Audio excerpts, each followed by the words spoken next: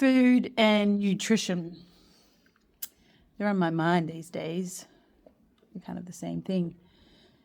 But today I've taken as a rest day. Saturdays seem to be lining up as my day for a long run, which I've started to really enjoy, which is a good thing because I've signed up for July for an endurance fitness event. And off the back of high rocks, that did not go as well as I'd hoped, I am trying to build my cardiovascular engine. And I think it's going well. And also the other thing that's going well is my hamstring issue that I've had there since the last marathon back in June last year. So more like April, May, it was hanging around. And I really did pull back from running and I've been working on improving that. And I'm getting through long runs pain-free. So that's really exciting. What I think about when it comes to food and nutrition is how many of us think of the food we eat as part of our recovery. Not just afterwards, not just the refueling. So what I think about is how we're fueling beforehand. So I used to, for example, just feel very rushed with my training, wasn't as planned as I am these days. And I would just be like, okay, I've done that, now I just need to go train. And I wouldn't probably be in for a few hours and I'm about to go for an hour-long run or do some kind of higher intensity session in the gym, not fueled. One, it makes that session or that time running not fun. But if you've never done it properly, you don't know differently. So you're just like, oh, this is how running feels. It just feels shitty at some point, like maybe 30 minutes, 45 minutes in, maybe from the start. And two, the impact it then has on your body recovering afterwards. And I just find that really interesting because when I think about how my brain used to think was less calories, burn more, less calories, make sure I train today, train to earn the chocolate. It's such a different way of thinking. And I think, personally, I probably need to potentially eat a bit more than what I am eating with these longer runs and even beforehand. So potentially my one slice of toast or that one pancake or the one mini waffle probably actually isn't even enough.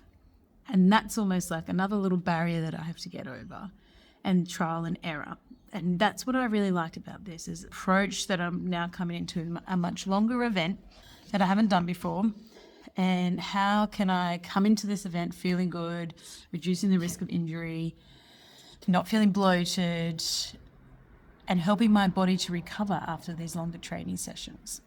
So that is my thoughts today around nutrition. There is a lot to fueling, but if we just think about that first step, our pre-fueling, our pre-training session, what are we giving the body before we come in?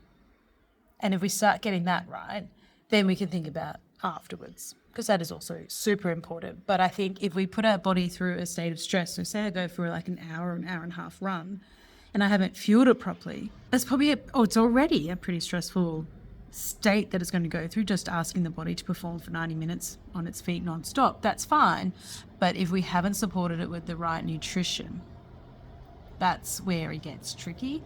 And that's where we're like, open up the risks for injury, for fatigue, for the muscles and the body not recovering well after. So I have personally been more mindful. I always eat, make sure I've timed my food before and after. But for me, it's actually been trying to eat a little bit more.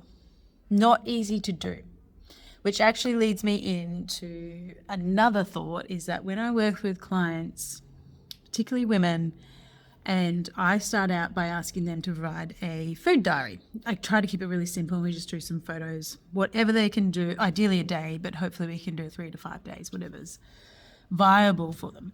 I don't want it to be too cumbersome. But often what I see is that we need to eat more. And that is something that can feel really hard to overcome. If it's something that's how they've managed life and trained in a underfueled state, There is also a mental barrier maybe, or a story of, I can't eat that much, like that's too much food. And so when I then ask those clients to eat a little bit more food, it is really just in a process that goes against everything that they've probably believed and learned, maybe since they were teenagers. And I do appreciate that is hard to work through. And so we start small. Choose one meal to expand, or choose one meal to actually add in if we're not eating breakfast, lunch and dinner, like if we're not having our 3 meals. So if you're someone who trains, who comes to the gym 3 to 5 times a week, you are eating, you are training, but you're not seeing your strength increase, or you're feeling a bit fatigued or more fatigued, have a think about your nutrition. I know instinctively you think, yep, I eat enough. But my question is, do you eat enough? And start there. Send me a message, send me an email, and pop all the details in the blurb below. If you have any questions, I seriously love chatting to people about this and trying to troubleshoot and change the way that we have been doing it to help you see results for the effort that you're putting in to your training, whether that's in the gym, whether it's running, whatever it is that you're doing. And also just generally to feel energized and feel the benefits of the work that you're doing.